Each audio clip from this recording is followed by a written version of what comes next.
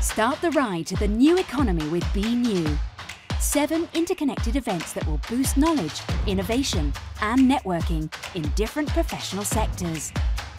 Digital industry, PropTech, mobility, talent, sustainability, health, experience.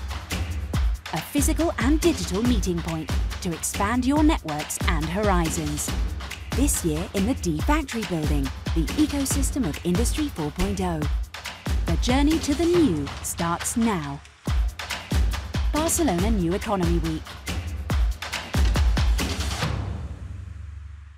Now it's the time of changes. Now is the time to move on. This is the time for solutions. Feel the motion. Be New is born. The enemy none of you. No one connected to you. The enemy none of you. Be New will do it for you. This is the time for solutions. Be New is for you. Buenos días, pues seguimos aquí, bienvenidos a todos, seguimos en esta Barcelona New Economy Week, en una sesión centrada ahora en la inteligencia artificial, y es que este concepto invade ya nuestras vidas, ya sea desde un punto de vista personal o desde un punto de vista empresarial. Su despliegue está siendo arrollador y abarca, como decíamos, muchísimos aspectos de nuestro día a día. A esta sesión la hemos llamado inteligencia artificial presente y futuro en nuestra sociedad. Y yo me dije, pues mira, ya que hablamos de inteligencia artificial, vamos a preguntarle al ChatGPT sobre cuál es ese presente y ese futuro de la inteligencia artificial. Y si hablamos de presente, me dijo que la encontrábamos en motores de búsqueda, mejorando la eficiencia de tareas repetitivas, en la logística, ayudando en diagnósticos en el ámbito de la medicina, en vehículos autónomos y en reconocimiento facial. Al hablar de futuro, me contó que integrará más sectores como las finanzas, la educación, la agricultura, la energía, que se va a desarrollar la inteligencia artificial cuántica y que la inteligencia artificial va a tener un enfoque más transparente, que las explicaciones que nos va a dar van a ser un poco más entendibles para generar confianza entre nosotros. Y aunque no se lo pregunté, sí que me dijo que había un reto, que era el de la ética y el de la privacidad. Nada, que con todo esto yo pensé pues que igual el año que viene ya no me contratan, ponen aquí un holograma y que explique todo esto. Espero que no pase, que no sea así, que los humanos todavía podamos añadir ese valor añadido que tenemos. Pues bien, de todo esto y de cómo gobiernos, administraciones y empresas privadas trabajan conjuntamente relacionando con la inteligencia artificial, hablaremos en la siguiente hora. Y la persona que va a moderar esta sesión es Mónica Andreu. Buenos días.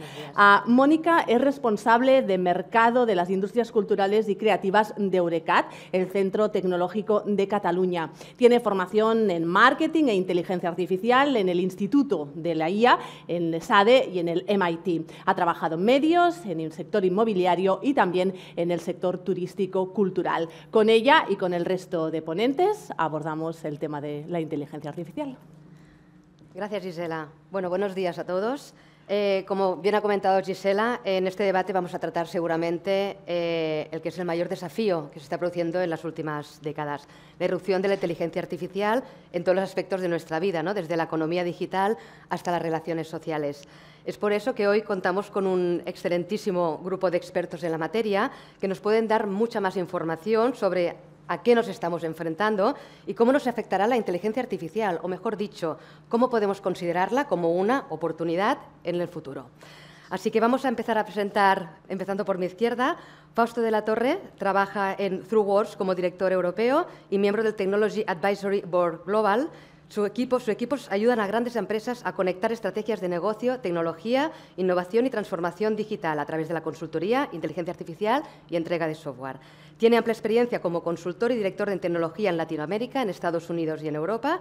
Y Fausto es ingeniero en sistema de la Pontificia Universidad Católica del Ecuador, científico de datos de la Universidad Oberta de Cataluña y Executive MBA en EAE Business School. Bienvenido, Fausto. Muchas gracias, muchas gracias. Enseguida tenemos a Jordi Ricard. Jordi Ricard es doctor en Ingeniería Electrónica por la UPC. Su carrera de investigación se ha centrado en el diseño, en el desarrollo y en el modelado y prueba de dispositivos y sensores, así como en el procesado de datos reportados. Actualmente trabaja en el Centro Tecnológico Leitat, involucrado en proyectos de I+D, como responsable del área de Ingeniería Avanzada y del área de Inteligencia Artificial. Bienvenido, Jordi. Gracias. Pues, más adelante está Joan Mas. Joan es ingeniero en telecomunicaciones y MBA. Es un profesional de más de 30 años de experiencia en el sectores como el aeroespacial, el biotecnológico y TIC. Desde el 2015 es director del área digital del Centro Tecnológico de Cataluña, promoviendo el desarrollo de tecnologías digitales para distintas aplicaciones multisectoriales, entre ellas salud, industria, movilidad, etc. Realiza actividades docentes en cursos de posgrado y máster en la Universidad de Barcelona y en Eurecat Academy. Bienvenido, Joan. Gracias. Y finalmente tenemos a Dimosthenis Karatsas. Dimos es director asociado del Centro de Visión por Computador y profesor asociado de Inteligencia Artificial y Aprendizaje Automático de la Universidad Autónoma de Barcelona.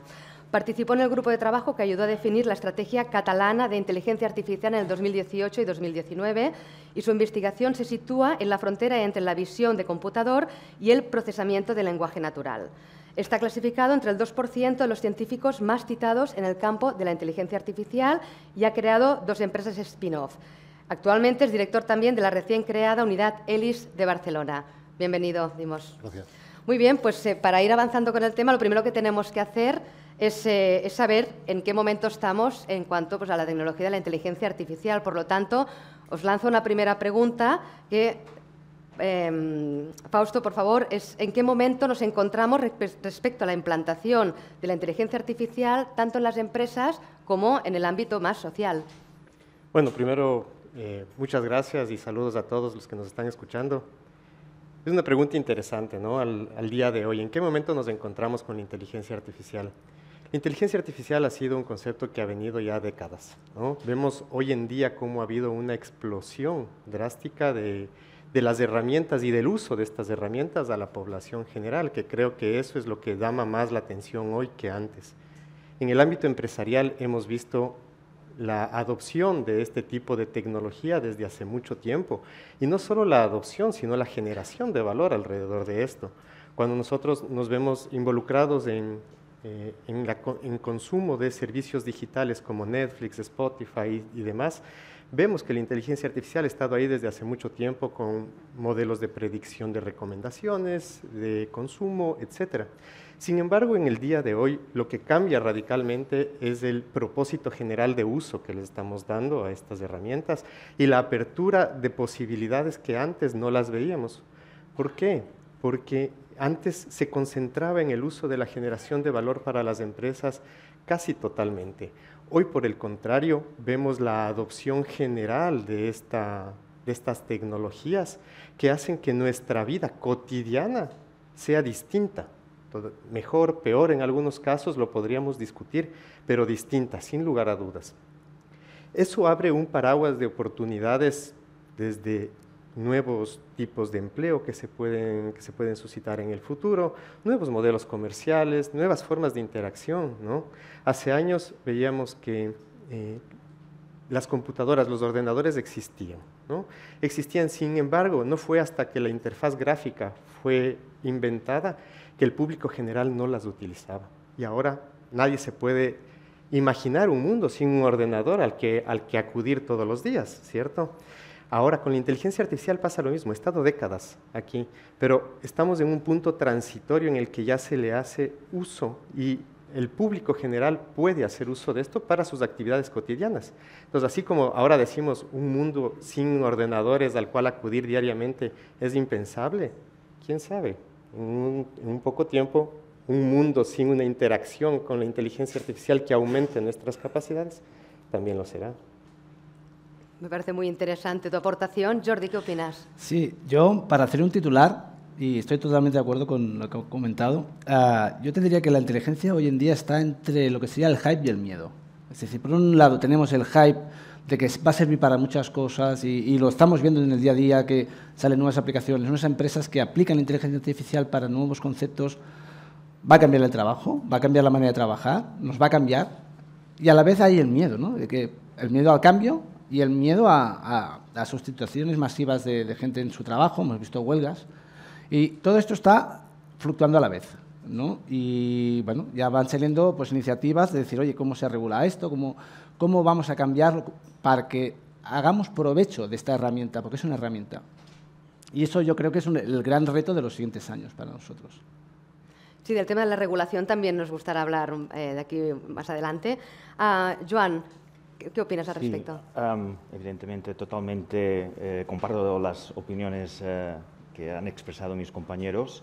A mí quizá me gustaría también dar una visión quizá contextualizada en el mundo de la empresa y un poco también basada en la percepción que estamos teniendo de la realidad, ¿no? Es cierto que la inteligencia artificial, digamos a nivel de gran público, cada vez está más presente, incluso aunque este público no sea consciente de que por detrás de las herramientas y aplicaciones que está utilizando hay algún algoritmo de inteligencia artificial, pero la realidad es que cuando vamos y analizamos la implementación de estas soluciones de inteligencia artificial en el mundo empresarial, nos encontramos que todavía la implantación no está teniendo este crecimiento exponencial que alguien pueda pensar, ¿no? Y para afirmar esto, pues me baso en datos de consultoras importantes, McKinsey, etcétera, etcétera, ¿no? Que están estudiando esta evolución, incluso teniendo en cuenta el efecto, ¿no?, que nos ha generado la inteligencia artificial generativa en estos últimos meses, ¿no? La realidad es que las empresas todavía están en un nivel de adopción, diría, relativamente lento. Estas estadísticas nos dicen que, por ejemplo, solamente un 50 o un 55% de las empresas evaluadas han adoptado la inteligencia artificial en al menos uno de sus procesos productivos, y si nos vamos a un mayor número de procesos, solamente un 2-3% de las empresas están utilizando la inteligencia artificial en más de 5 de sus procesos productivos, ¿no? ¿Por qué pasa esto? Yo creo que un poquito es lo que comentabas, estamos todavía en un periodo de una cierta indefinición. Evidentemente el hype de la inteligencia artificial está ahí, las empresas, los empresarios, los CEOs, etcétera, etcétera, saben que tienen que adoptar la inteligencia artificial, pero todavía hay algunas dudas. ¿Qué tipo de inversión, qué tipo de retornos? Se están haciendo pruebas de concepto, pero no siempre estas pruebas de concepto son, responden a la realidad. Por lo tanto, evidentemente, lo que sí está claro es que es un proceso imparable y que más tarde o más temprano esta inteligencia artificial se generalizará en las empresas.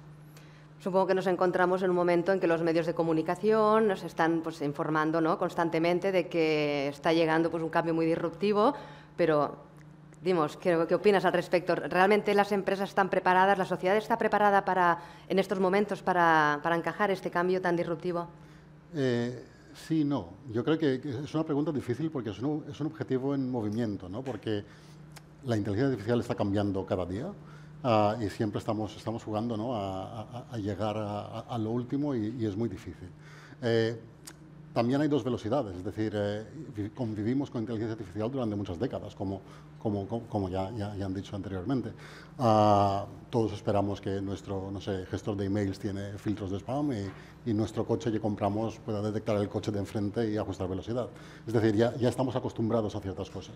Pero yo creo que la apuesta tiene que ser no tanto integrar lo que nos ofrece Amazon, Google y Microsoft como servicios ya predefinidos, sino poder adaptar la inteligencia artificial a la realidad de cada empresa por separado. Y cuando esto llega a la empresa pequeña del país, al Small y Medium Enterprise, esto es difícil y necesita mucho talento. Entonces yo creo que una de las cosas donde nos vamos a tener que luchar es en crear el talento que necesitamos para dar a estas empresas la posibilidad de adaptar la inteligencia artificial a sus necesidades. Y a nivel social, yo creo que algo similar. Yo creo que tenemos que pensar cada vez más en ofrecer educación en IA cada vez más pronto, ¿no?, desde la primaria. Si no, acabaremos consumiendo lo que nos ofrecen sin entender exactamente qué está pasando. Entonces, yo creo que es un mundo dinámico y hay mucho margen, ¿no?, por actuación. Claro, esto nos lleva a nivel de empresa, ¿no?, tener una mirada más estratégica y entonces, Jordi, háblanos qué trayectoria consideras que tendrá la implantación de la inteligencia artificial en el ámbito empresarial en global y en qué sectores seguramente esa implementación será mucho más rápida y más ágil por su tipología de procesos productivos o por su misión de empresa, cultura, etcétera. ¿Qué opinas? A ver, ya lo estamos viendo hoy en día, ¿no? Vemos sectores en los que han apostado más fuertemente por la IA, por las ventajas. Por ejemplo, uno rápido es el sector salud, ¿no? Toda la parte de generación de fármacos o todo lo que sería toda la parte de desencriptación del ADN, por ejemplo. Hemos visto pues, que el avance y el uso de estas tecnologías ha acelerado un montón procesos que inicialmente estaban previstos para 20 años, ¿no? Y quizá lo han conseguido en pocos meses o en un año. Y eso les da pues, la potencialidad de crecer más rápido, de poder aportar más soluciones al mercado, pero evidentemente el sector es como lo hemos visto, ¿no? El sector, todo lo que sería marketing, el poder hacer perfiles de usuario, el poder segmentar mejor que lo que hacíamos hasta ahora, el poder hacer marketing personalizado a las personas, son a su vez también como muy atractivos, ¿no? Y como comentaba anteriormente el compañero, sí que hemos visto que sectores industriales que veíamos potenciales muy grandes son más reacios, ¿no? Y vemos diferentes velocidades en diferentes sectores, ya sea por prudencia, ya sea por desconocimiento, ya sea por el no tener también lo que decíamos antes, regulaciones claras, que no sabemos si me van a bloquear de aquí unos años. Yo creo que lo veremos los siguientes años, que la adopción será masiva, pero actualmente es verdad que vemos sectores más avanzados, con más predisposición que otros.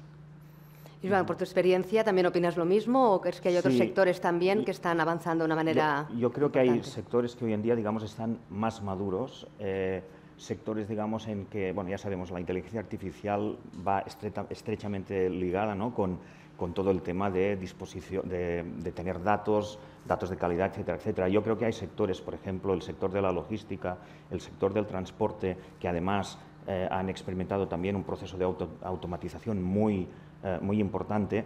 Yo creo que son sectores en los que todas las ventajas que nos ofrece la inteligencia artificial clásica, ¿no?, es decir, el machine learning, ¿no?, el aprendizaje automático, son sectores que yo creo que están absolutamente maduros para su adopción.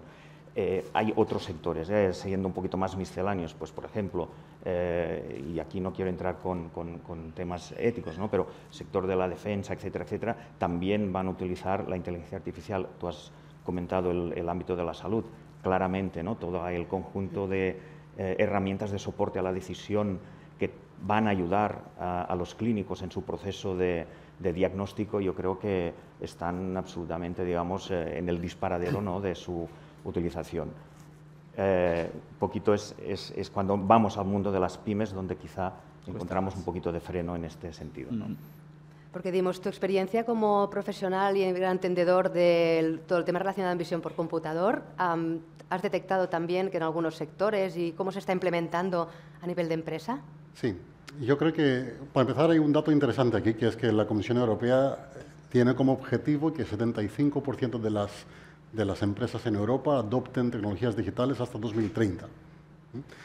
Esto incluye muchas tecnologías y obviamente pasa por la IA, con lo cual esto ya nos da un poco de idea de dónde estamos. Ahora, a nivel de sectores, obviamente, como ha dicho Ricardo y Joan antes, es imprescindible que hayan datos, porque si no, aplicar aprendizaje automático a ciertos sectores va a ser difícil. Pero yo creo que hay una cosa que es más interesante que esto, que es que la tecnología de IA está avanzando de manera transversal. La tecnología detrás del traductor automático, detrás del coche autónomo, al final acaba siendo más o menos la misma, es aprendizaje automático y deep learning. Ahora, si tenemos un rendimiento de 99,9% en traducción automática, si nos equivocamos en una cada 1000 palabras, no pasa nada. Es un producto que se puede empaquetar y transferir directamente a empresa. Si nos equivocamos en uno cada 1000 peatones o uno cada 1000 tumores en imágenes de radiografía, tenemos un problema. Con lo cual, cada sector tiene sus garantías, ¿no?, o sea, sus mínimos que tenemos que garantizar. Y aquí, por una parte, es un problema tecnológico, porque es mucho más fácil llegar de 0 a 98 que de 98 a 99, ¿no? Por otra parte, es un tema de regulación, porque tenemos que poder no solo hacerlo, sino mostrarlo, ¿no? Verificar que realmente el sistema de IA funciona a un rendimiento mínimo para poder transferirlo, no sé, en medicina, ¿no? Y esto es difícil porque no es simplemente, porque no tenemos realmente las tecnologías y las maneras, ¿no? de verificar este tipo de sistemas. No es simplemente medir el rendimiento, ¿no? Hay que...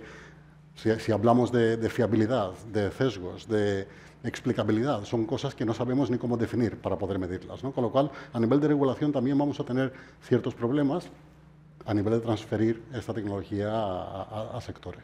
La regulación es muy importante comentarlo. Fausto, como profesional en una consultora seguramente trabajas con muchos tipos de empresas, desde más grandes a más pequeñas, y es posible que haya mucha gente que nos esté escuchando hoy que precisamente pues, sean personas que trabajan en pymes y que sean empresas pues, que tengan un poco más de, bueno, pues de miedo, ¿no? Y bueno, pues se encuentran en una situación un poco más a la expectativa de qué pasa con esto, ¿no? Dentro de lo que son las pymes, ¿tú has detectado algunos sectores o algún tipo de empresas que de alguna manera creas que la implementación puede ir más rápida o pueda ser más ágil? Indudablemente. Y solo para ponerte una cifra sobre la mesa, de acuerdo al Foro Económico Mundial, se estima que la inteligencia artificial generativa, esta nueva ola de la inteligencia artificial, pueda agregar valor a la economía entre 2 y 4 bidones de dólares, ¿no? Bidones en el habla hispana, ¿no? Que son más de 2.000 millones de dólares. Ese es equivalente al Producto Interno Bruto de UK, del Reino Unido, ¿no? De esas magnitudes estamos hablando.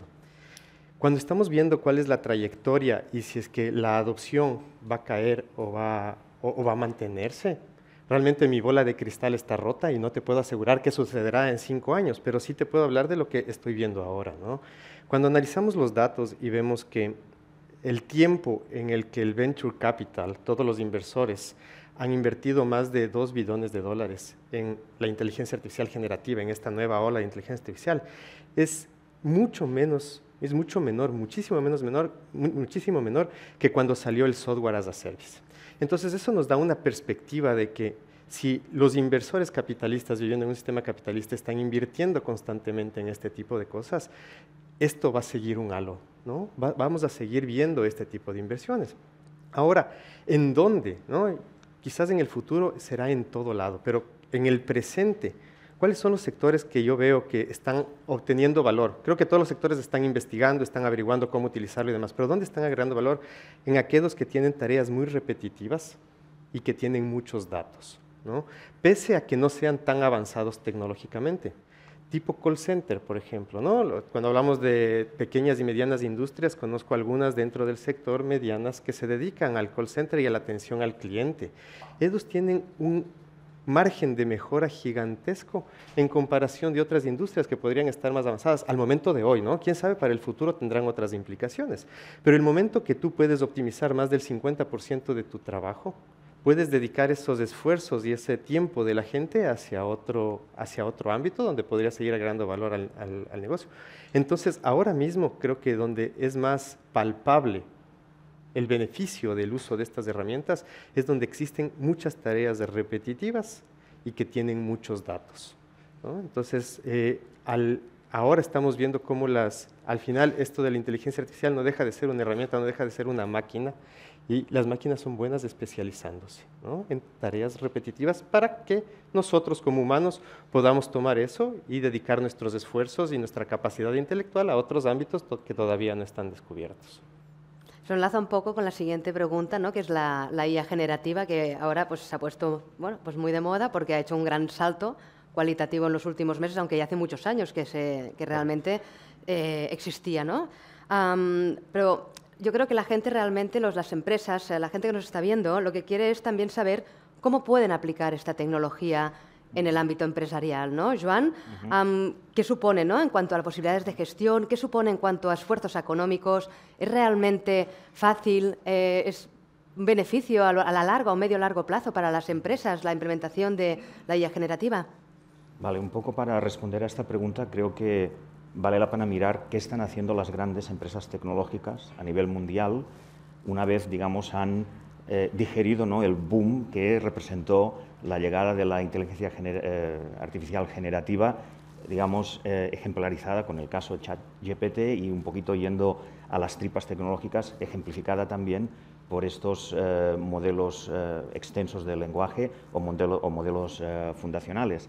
Las empresas tecnológicas, creo que, y me estoy refiriendo a Microsoft, Google, Amazon, etcétera, etcétera, creo que en estos momentos están, digamos, obsesionadas y tienen su objetivo en crear productos que puedan ser absolutamente fáciles de usar por parte de los usuarios y que integren todas estas ventajas de la inteligencia artificial generativa, de manera que estas palabras ni tan solo tengan que aparecer, digamos, en estos productos, sean absolutamente transparentes al usuario, ¿no? Y ahí es donde estas empresas están viendo que está el valor, es decir, ellos no venderán modelos fundacionales, ellos venderán unos copilots, ¿no? O, seguramente tendrán denominaciones similares, que dan a entender que son herramientas de ayuda a la productividad de las personas que están trabajando en las empresas en distintos ámbitos, en ámbitos de accounting, en ámbitos, en fin, en ámbitos de gestión de stocks, etcétera, etcétera, ¿no?, en la multitud de funciones que pueda haber dentro de una empresa. Yo creo que esto lo veremos muy pronto y, evidentemente, esto representará una ayuda a la productividad en general de las empresas, como probablemente no, en todo caso será un salto disruptivo a lo que hemos visto hasta ahora. Supongo en este sentido también, en cuanto a visión por computador, la inteligencia artificial generativa, ahí también puede de alguna manera pues, marcar un antes y un después, ¿no, Dimos? Sí, yo creo que sí. Has comentado gestión de las empresas y ahí, al final la buena gestión es directamente relacionada a la capacidad que tienes de procesar información sobre tus clientes, tus productos, lo que está pasando al mundo y traducirla en procesos organizativos nuevos, ¿no? y mejorar básicamente tus procesos. Con lo cual, en este sentido, si tiene que ver con análisis de información, obviamente la IA va a tener un papel que jugar muy importante. Yo no tengo duda que esto va a ser así. Ahora, la IA generativa es un paso muy interesante porque estoy de acuerdo con lo que ha dicho Fausto al inicio. Lo que realmente ofrece es una interfaz nueva. Es una IA que habla con los humanos en un lenguaje que ellos entienden, que les habla con fotos o con texto, pero en una manera que es más fácil de entender. Y esto es un cuchillo de doble fila, porque por una parte va a hacerlo mucho más fácil a que todos usemos inteligencia artificial, por otra parte puede hacer que la gente piense que las respuestas que reciben son reales, y esto no es así. Los modelos de lenguaje nuevos, el tipo ChatGPT, no tienen ninguna garantía. Lo único que saben es cómo poner una palabra detrás de otra, pero no tienen ninguna garantía sobre sus fuentes de información y el por qué responden lo que están respondiendo. Con lo cual, aquí tenemos un riesgo, que es que mucha gente va a pensar que está usando IA correcta, digamos, y lo único que van a tener ahora mismo es una interfaz. Esto va cambiando muy rápido. Yo creo que en 2 o 3 años tendremos modelos que directamente enlazarán con bases de datos y te ofrecerán mucha más garantía en lo que están diciendo y lo que están generando, ¿no? Pero es un periodo transitorio que tenemos que tener mucho cuidado. Muy bien. De hecho, lo que comentaba también Fausto antes en cuanto a lo que es atención al cliente y algunos sectores, pues seguramente a vosotros en Thruword os deben pedir, ¿no?, a pequeñas empresas, incluso algunos sectores como marketing, todo el tema de creación de contenido, etcétera, implementar la IA generativa, el ChatGPT o otros modelos open source, etcétera. ¿Es así? O sea, ¿piensas que realmente las empresas están predispuestas y tienen conocimiento y que estos sectores pueden avanzar con la IA generativa?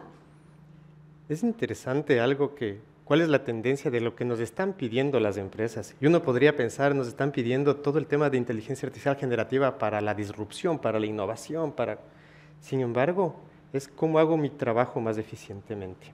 A eso es lo que estamos ahora viendo, ¿no? Nosotros somos una empresa de consultoría de software, nos dedicamos a desarrollar software. Y el mayor pedido que tenemos es cómo desarrollo software más rápido, ¿no? ¿Cómo desarrollo más eficiente? Entonces, fue súper interesante porque algo que mencionabas ahora estamos en una nueva interfaz que nos permite utilizar la inteligencia artificial en lenguaje natural. Estábamos en la discusión el otro día con mis compañeros de qué tan productivos son estos copilots que te ayudan a desarrollar software más rápido. O sea, al final el software es una capa de traducción que nosotros los humanos utilizamos para poder hablar con unos y ceros, con la máquina. Ahora, lo que estamos haciendo con estos copilots es incluso poner otro nivel de abstracción en el que nos comunicamos en lenguaje natural para luego pasarle a código, para luego pasarle a unos y ceros. Entonces, una argumentación que estamos dando ¿es realmente efectivo hacer esto? ¿Es más fácil comunicarse y decirle al ordenador qué es lo que quieres hacer en lenguaje natural o utilizar lenguajes explícitos que ya se han desarrollado para poder hacer eso? Y ahí hay una discusión al respecto. Sí, sin lugar a dudas, creo que hay mejoras puntuales que se puede hacer con esto. Sin embargo, ahora tendemos a verlo todo como todo problema como un clavo y toda solución como un martillo, que es ChatGPT, ¿no? Y tratamos de solucionarlo todo con esto. Sin embargo, hay situaciones en las que el lenguaje natural no es tan eficiente como otro lenguaje, como el lenguaje corporal, como el lenguaje de máquinas. Hay un montón, hay una serie de patrones que podemos ocupar distintos al lenguaje natural. Entonces, en lugar de encasillarse en cómo utilizo inteligencia artificial generativa para resolver cualquier problema, nuestra aproximación es ¿cuál es el problema que tienes? ¿Qué intentas sacar de eso? Y después un conjunto de herramientas que dentro de ese está un buen bloque que es de inteligencia artificial generativa para poder resolverlo. Pero el tema aquí está en no verlo a todo como un problema que se puede resolver con lenguaje natural y con inteligencia artificial generativa. Hay modelos mucho más eficientes para poder hacer nuestro trabajo hoy en día y eso es lo que las empresas se están dando cuenta también. Claro, supongo que la gente lo que tiene que hacer es saber, perdón, no ir ya directamente a la solución, sino que saber cuáles son las necesidades previas, porque quizás la solución en ese momento puede ser esa como puede ser otra, dentro de todo el rango incluso no solamente de IA generativa, sino de otros modelos de la Correcto, IA. y solo una cosa ahí, ¿qué importante es hoy hacer las preguntas adecuadas en lugar de obtener las respuestas adecuadas la mayor parte de las veces? Lo que tú decías, ¿no? ¿Cómo pregunto? Ahora, dentro de esta inteligencia artificial generativa hay una disciplina que se llama el prompting engineering, que es en realidad cómo hacer las preguntas adecuadas para obtener lo mejor de ese modelo. Porque si pregunto en lenguaje natural, normal, no obtengo tan buenas respuestas como si lo hago apropiadamente. En tal caso, para implementar todo este tipo de tecnologías hay que realizar posiblemente un esfuerzo económico. Jordi, no sé qué opinas o en qué te has encontrado, ¿no? en el día a día de las empresas que realmente dicen, bueno, yo quiero implementar la inteligencia artificial, pero ¿qué me va a costar esto? ¿Son procesos caros? ¿Son implementaciones caras? ¿Hay de todo? Cuéntanos un poco para que sepamos. Del Señor, hay de todo, pero sí que es verdad, y quiero enlazar con lo que decía ahora Fausto, que me ha parecido muy interesante también. La figura esta de cómo enfocas el problema, ¿no? Cuáles son las preguntas y cómo se enfoca ese problema. Porque al final, nosotros que trabajamos en innovación, en investigación, muchas veces tienes la demanda, la potencial empresa te viene con una demanda sin tener claro cómo hacer esa solución, ¿no? Y está el punto este de cómo se enfoca esta solución con las diferentes tecnologías disponibles, las diferentes herramientas que tenemos, ¿no? Para poner un símil, yo tengo un jamón y tengo diferentes cuchillos. ¿Cuál es el mejor para cortar ese jamón, ¿no? Pues a lo mejor si quiero tacos será uno y si quiero loncha será otro, ¿no? Y ahí creo que es muy importante este enfoque de solución, porque este enfoque de solución está muy ligado aún al humano. No te digo de que unos años, con los avances no sea así, pero de momento está muy enfocado al humano, ¿no? El prescriptor tecnológico, ¿no? Y aquí, al final, detrás viene toda la inversión. Es decir, ¿cómo enfocaremos esta inversión? ¿Qué resultados esperamos tener? La empresa. Y luego el prescriptor, que es el que acompaña, hace este mentoring del camino para llegar a esos resultados, ¿no?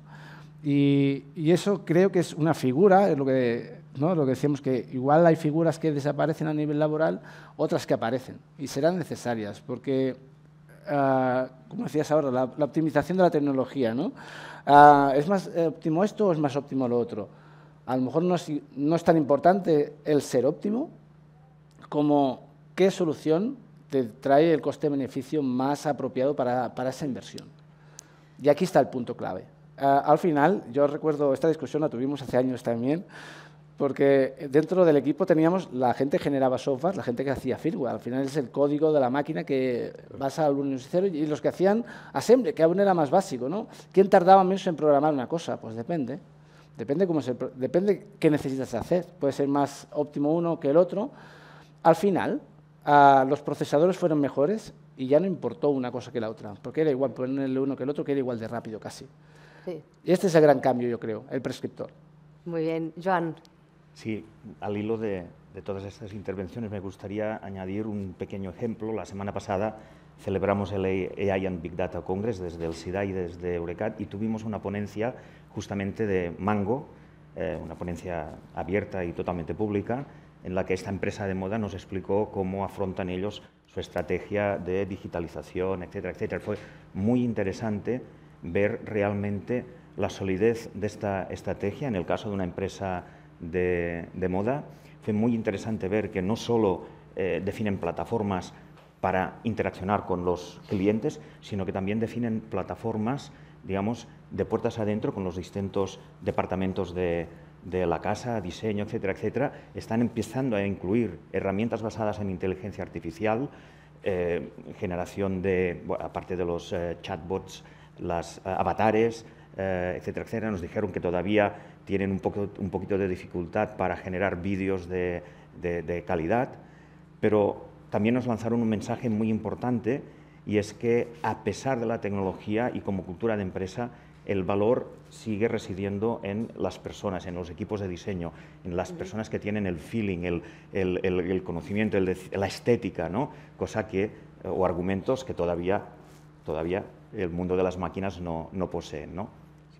Y un poco en colación a lo que estás comentando, hay mucha gente que pensará, sí, de acuerdo, pero yo también soy creativo y a mí me están diciendo que me puede sustituir a una máquina, ¿no? Entonces, dimos, ¿qué opinas tú sobre aquellos perfiles que quizás se puedan sentir en estos momentos más amenazados, bien porque puede pasar que realmente sean sustituidos por la inteligencia artificial, o bien porque todavía no han encajado, ¿no? o falta pues, encontrar dónde ellos pueden aportar más que lo que puede aportar la inteligencia artificial, es decir, encontrar dónde está su hueco, su nuevo hueco en el ámbito profesional, ¿no?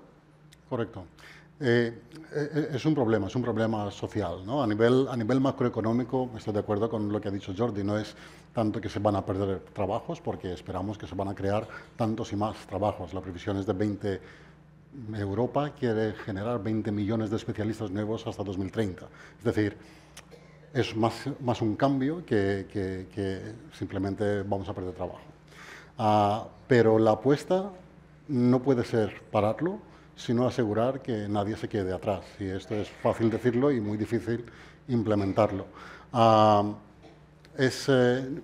Yo creo que tenemos deberes aquí, ¿no? Y no tengo una solución que se pueda aplicar en todo de hoy a mañana. También yo creo que está pasando la revolución tecnológica, y va muy rápido, mucho más rápido que otras que han pasado en otros momentos de la historia, con lo cual no tenemos mucho tiempo de actuar. Pero lo que no está pasando todavía es la revolución social, y esto es lo que yo creo que vamos a tener que ver y afrontar en los años que vienen. Y aquí también hay que pensar un poco en qué significa estas tecnologías nuevas digitales, ¿no? Cada vez que inventas algo nuevo, al final ahorras tiempo, ¿no? Inventas una lavadora y acabas de ahorrar dos horas al día que lavabas la ropa, ¿no? Inventas las reuniones online ahora con la pandemia y no tienes que desplazarte y ahorras, no sé, 2 horas cada semana. La pregunta es, ¿qué haces con estas 2 horas que has ahorrado? Y la tendencia es ponerlas otra vez a producir más. Esto es una cuestión social, ¿no? Si queremos hacer esto, que es lo que se ha hecho hasta ahora, podemos seguir haciéndolo, pero también hay alternativas. Es decir, ¿por qué no trabajar menos y cobrar lo mismo? Es decir, la sociedad tiene que encontrar su encaje, ¿no? Si lo pensáis, en los años 50, cuando leías cómics de ciencia ficción, estaban diciendo que en el año 2000 tendremos robots y harán nuestro trabajo y nosotros estaremos aquí tranquilitos en casa. ¿Cuándo cambió esto, no? Y se ha convertido en un miedo que el robot nos va a robar el trabajo.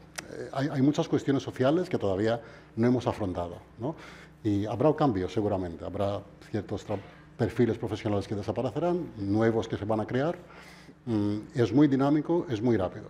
Y tenemos que preguntarnos las preguntas de verdad, más que un tratamiento superficial sobre esto. Hay miedo en este sentido y, de hecho, hay miedo también o a la expectativa un poco de qué va a pasar con la regulación, ¿no? Y con la ética. Entonces, bueno, hay un tema de privacidad, hay un tema de posibles sesgos, de transparencia informativa, Claro, todo esto hay que regularlo. De hecho, Europa ya lo está haciendo. Pero aparte de la regulación está el miedo de acuerdo, si regulamos, vamos a dejar de ser competitivos, porque si nos comparamos con otros países como Estados Unidos o China, en que la regulación, pues digásemos que no están tan encima de ello, hay un miedo, ¿no?, de que podamos perder la competitividad. Fausto, ¿estás de acuerdo que podría pasar esto o crees que en sentido contrario nos puede beneficiar? Yo creo que si analizamos esta revolución que estamos viviendo, ¿no?, lo podemos ver desde dos ángulos o dos dimensiones. La distopia, que donde las máquinas nos ganarán en todo, y la utopía, donde las máquinas nos servirán para todo, ¿no? Creo que yo personalmente, en mi opinión personal, ninguna de las dos. Yo creo no más que creo, pienso que las herramientas están para hacer nuestra vida mejor, ¿no? Y toda la parte de la centricidad en el humano sobre todas las cosas va a ser la que prevalezca. Ahora, en un punto de vista competitivo con otras regiones globales, creo que estamos viviendo en un momento trascendental, donde hay quienes guiarán el cambio y quienes seguirán ese cambio rápidamente y quienes estarán muy atrás debido a todo este miedo que puede existir alrededor. Sin lugar a dudas, creo que los que lideren van a llevar una ventaja competitiva sobre otros, y quienes nos quedemos esperando a ver, simplemente seremos los que usan la tecnología en lugar de los que hacen y los que obtienen valor de esta, ¿no? Más allá de todos los sesgos que puedan suscitarse y cómo la inteligencia artificial pueda sesgar para un lado o el otro, estoy de acuerdo con lo que decías tú, es cómo las leyes van a garantizar y los estados van a garantizar que las personas no sean reemplazadas, sino que los empleos se evolucionen y se modifiquen, ¿no? Si nos ponemos haciendo alusión a la revolución industrial que mencionabas antes, cuando había los caballos, la gente era muy experta en cómo domar al caballo, de cómo hacer a los bueyes para la agricultura y demás. De repente vino los tractores y alguna gente decía, yo no quiero, ¿no? Yo no quiero saber nada de eso. Perdieron sus trabajos, pero quienes se adecuaron a la nueva tecnología, ahora reemplazaron a las otras personas. No es que la tecnología reemplazó, sino que las profesiones cambiaron y las personas y las naciones que se pueden adaptar hasta estos nuevos cambios serán quienes reemplacen y quienes ocupen los espacios que dejamos abiertos. Y Jordi, ¿estás de acuerdo? ¿Quieres que seamos totalmente de acuerdo con Fausto, para variar, pero sí que os diría que yo creo que el camino debería ser el de poder hacer una regulación a nivel mundial, no una regulación por países, no por estados, no por zonas, no por continentes, sino tendría que ser una cosa, digamos, como la ONU, pero en este caso a nivel tecnológico. Es decir, en su momento se clonó a la oveja Dolly y se sacó una normativa conforme en humanos no se podía hacer, y fue a nivel mundial. Yo creo que tenemos que ir a ese paso. El problema aquí yo siempre lo veo más entre los intereses económicos y los intereses, vamos a decir, sociales, vamos a decir, que ganamos, ¿no? Y una de las cosas que también creo que es importante, y lo ha mencionado Fausto, es el tema de la investigación versus lo que sería el producto final, ¿no? Es decir, aquí en Europa muchas veces hemos vetado la investigación. Eso nos ha perjudicado a nivel mundial, porque otros países, otras zonas, perdón, no han hecho esta regulación, y luego hemos adoptado esa tecnología fruto de una cosa que estaba prohibida aquí, y eso es como dispararse al pie, ¿no? Hay que ser muy coherente con lo que sacas, y yo encuentro muy bien Europa que pues legisla para proteger a sus ciudadanos, y eso debe ser así, pero tenemos que hacer hincapié en que sea todo el mundo, que tengamos al menos unos mínimos acordados, y que eso sea la regulación mundial, y que eso sea el camino, el roadmap. Porque, Joan, ¿tú piensas también que solamente el hecho de regular en Europa podemos perder competitividad? Yo creo que lo podemos ver desde dos puntos de vista. Hay sectores regulados, por ejemplo, cuando entramos con la conducción autónoma, pues hay una regulación muy estrecha, ¿no?, por temas de seguridad, y esto hace también que las empresas que están trabajando, los laboratorios de investigación, etcétera, un poco afinen, ¿no?, agudicen el ingenio para tener productos y conseguir que la tecnología pueda responder a esas regulaciones. También, y por tanto en este sentido, la regulación puede tener un efecto positivo.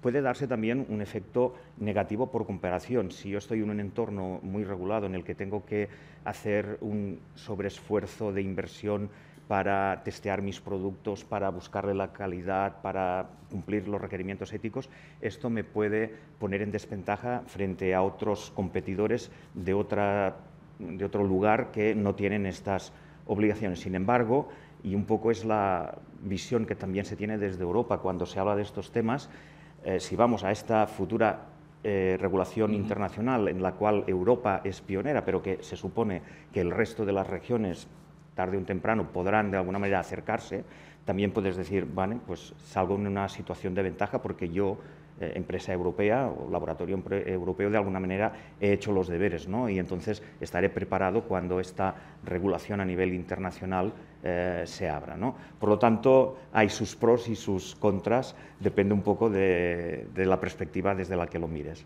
Dimos 30 segundos, danos tu opinión. 30 segundos. Creo que son buenas noticias que Europa ha pasado el AI Act por el Parlamento el verano pasado. Es la primera regulación a esta escala que se ha hecho. Tenemos que ser orgullosos de esto. Ahora, el problema no es sobre-regular, es si nosotros regulamos, si Estados Unidos regula menos y China no regula nada, ¿no? Entonces aquí es donde lo que decía Jordi antes, que esto es realmente un efecto global y necesita soluciones globales. Si hay algo que me preocupa, no es tanto la regulación, sino el cómo vamos a implementarlo. Es decir, aquí realmente tenemos muchas preguntas abiertas. Es muy fácil decir cosas, pero cuando llegas a tener que verificar que el siguiente ChatGPT te está produciendo siempre respuestas justas, no sabemos cómo hacerlo. Bueno, pues nada, ya no nos queda más tiempo para seguir con este apasionante debate. La verdad es que la IA nos daría para muchas más horas hablando porque es un tema muy candente, pero lo que sí que está claro es que tenemos que estar informados, que tenemos que ver qué pasa en los siguientes meses y sobre todo saber aprovechar, ¿no?, la oportunidad que nos da la inteligencia artificial. Eso sí, con sentido común, aprovecharla bien y que podamos realmente ser competentes. Pues nada, pues muchísimas gracias por vuestras ponencias. Gracias, Fausto, Jordi, Joan y Dimos. Ha sido un placer. Y nada, pues nos vemos pronto. Gracias a todos. Muchísimas gracias. Aplaudid, aplaudid. Aplaudid porque la verdad es que ha sido muy interesante y como comentábamos ahora, ¿no?, que han quedado muchas cosas en el tintero, aunque también es cierto que se ha abordado la inteligencia artificial desde muchos puntos de vista. Quedan todavía algunas incógnitas, ¿no?, cómo la hacemos también accesibles, una de las cosas que se ha hablado a pequeñas y medianas empresas para que acaben de arrancar en estas tecnologías. Quedan incógnitas como qué pasa con determinados perfiles, ¿no? Hemos hablado de algunos desaparecerán, otros no, se van a crear de nuevos, habrá que regular para que los trabajos evolucionen, es otra de las ideas que se ha dejado aquí entrever a lo largo de esta sesión. Y hemos hablado ahora, para acabar, de esta legislación, si nos hará más o menos competitivos. Legislar sí, regular, un marco regulatorio sí, pero que esto tampoco reste competitividad. Gracias a todos por asistir, a los que habéis venido aquí al plató del D-Factory, a los que estáis en casa o en vuestras oficinas siguiéndonos en streaming, y nos vemos dentro de una hora aproximadamente, será ya a la 1 del mediodía, a las 2 del mediodía, no a la 1, a las 2 del mediodía, para hablar de la automatización del futuro. Gracias. Fabricamos talento, fabricamos innovación y, cómo no, sostenibilidad. Fabricamos una nueva economía y un mundo nuevo, en 3D, por supuesto. Pero sobre todo, fabricamos futuro. Y es que fabricamos empleo para más de 137.000 trabajadores. Fabricamos oportunidades globales de negocio en un espacio de más de 10 millones de metros cuadrados. Y fabricamos servicios de vanguardia y ventajas competitivas para más de 175 empresas. Consorci de la Zona Franca. Fabricamos oportunidades para tu futuro. Barcelona Activa et connecta quan busques feina o formació, quan vols emprendre o impulsar el teu negoci. Connecta amb Barcelona Activa i aconsegueix els teus reptes professionals. Descobreix com a barcelonaactiva.cat.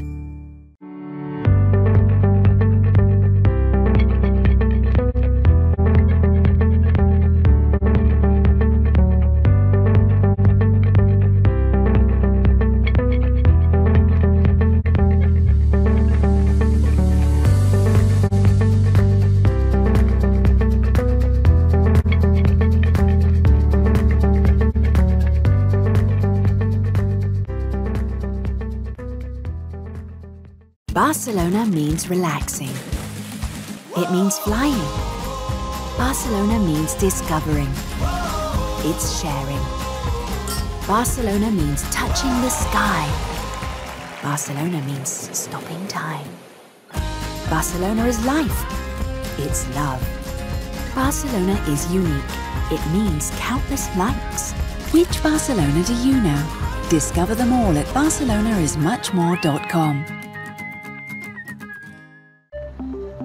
Catalunya és un país que es mou. Milions de persones es desplacen cada dia. I cada cop més ho fan amb transport públic. Catalunya aspira a tenir la gestió integral de la xarxa que connecta tot el país.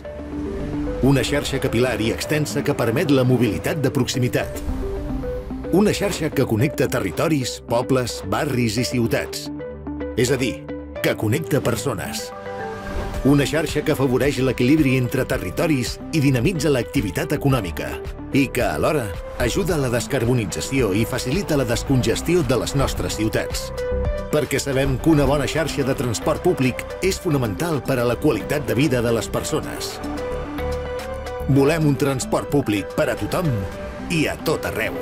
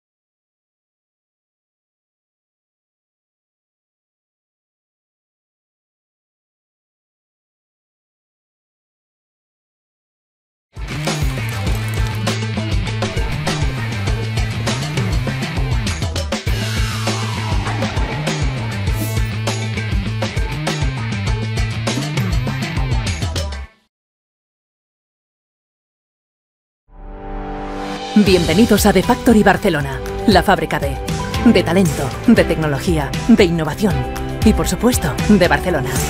Y es que The Factory consolida a Barcelona como la capital europea de la industria 4.0, de la digitalización, de la transformación, creando en la ciudad 1.500 puestos de trabajo directos y 5.000 indirectos, cerca del metro, del puerto y del aeropuerto, e impulsada por el Consorci de la Zona Franca de Barcelona.